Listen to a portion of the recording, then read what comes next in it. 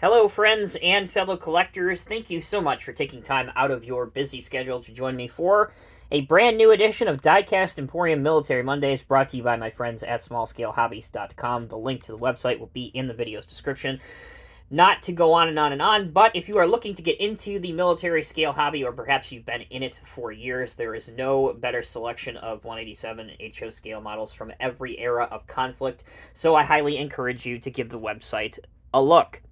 Okay, today we're going to talk about the Logistics Vehicle System, or the LVS for short, and it is a modular assortment of 8-wheel drive go-anywhere vehicles used by the United States Marine Corps. Now, you may be thinking to yourself, man, this looks awfully like a HEMTT, and you're right. It does share a lot of the mechanical characteristics with a HEMTT. However, it is very different, and one of the biggest differences is that the LVS can steer conventionally like a car would, but it also has this pivot joint here, which can actually oscillate and turn around. That way it has a little bit more maneuverability, and that's very helpful for the Marine Corps when they're trying to get around tight spots and things like that. And also, one of the other big differences is, unlike the HEMTT, this has an interchangeable front section and an interchangeable rear section. So, for example, you have the front unit called the Front Power Unit, or FPU, and then you would have a trailer portion on the back, which is known as the rear body unit. In this case, we have a 20-foot flatbed rear body unit with the MK48 power unit. So, a little bit of information there.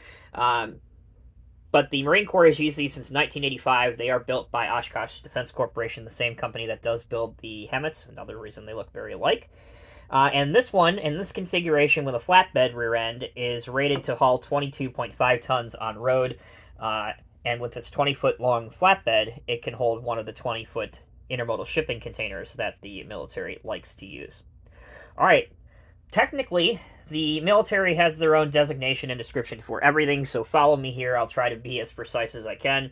When you're referring to an LVS or its replacement, the LVS-R, R for replacement, you would refer to the front power unit and then the rear body unit. So in this case, this would be a 48-14, because the trailer is known as an MK14. The front is known as the MK48. Follow me? Now, the different types of rear ends you could have for this, you could have a fifth wheel, you could have a heavy wrecker, just to name a couple. There are several that are out there and available. You can even have, a little mechanical crane on the back as well. But personally, of all the options, I thought this looks the best, and it is the most representative of what you would see the most LVSs out there.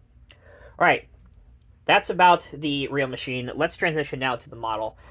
As I said, both of these are by Trident. You have to purchase them separately. So here's the box for the MK. I know it says MK88. I believe that is a typo. All the research I've done and what I know, that should be an MK48.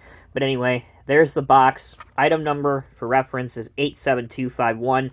These are resin kits, but when we're talking about Trident, Trident has always given me a challenge, but these are relatively simplistic and straightforward. So bear that in mind. And here's the MK14 flatbed trailer, and that is 87252 for those that, again, want the item number. I will show you how the instructions look. So here's the instructions for the trailer. The other side of this obviously would have the number of parts laid out. It is not too complicated at all, so as long as you can follow directions and the rest you can kind of Imagineer, it goes together decently well. All right, let's take a closer look at the model now. So here it is. I did mine in the typical light sand color from Tamiya TS46. Again, just to point out, the container does not come with this. That is a separate thing. But as you can see, I modeled mine so that you can achieve a bit of articulation, just like the real one. Right here, you can see that moving above the spare tire. So this gets probably the hardest part of the kit, is just putting all of these smaller pieces exactly where they need to go and getting them to fit halfway decently. But honestly, that is the extent of the difficulty. The front, I realize it's blurred, so let me back it up a little bit. The front, I have not completely had a chance to detail out yet. I'll probably add a windshield, add the lights, etc., etc. But I did add the mirrors. I did add the tie-down shackles, which you probably can barely see underneath the front bumper of the truck. And then for those that want to see the other side, here you go. And the back, you can see there's a tow hitch. Actually, you can't because it's off camera. There we go. There's the tow hitch and the mud flaps. So that'll do it, guys. That'll bring this Diecast Emporium Military Mondays installment to a close. Here's what you need to know. This LVS kit is actually pretty fun to do, being that it is Trident. I am no expert at building these resin model kits. I'm trying to get better with each one that I do. But I have had, let's just say in the past, I've had a lot more trouble with Trident kits than I had for this. So I think this is kind of a good middle of the range model kit to get. There are not that many LVSs or LVSRs out there in 187 or HO scale, so your selection is somewhat limited. When this video goes live, I believe Greg will have a lot of the rear body units, and I know he's going to try and get more of the front power units in, so just keep checking the website periodically.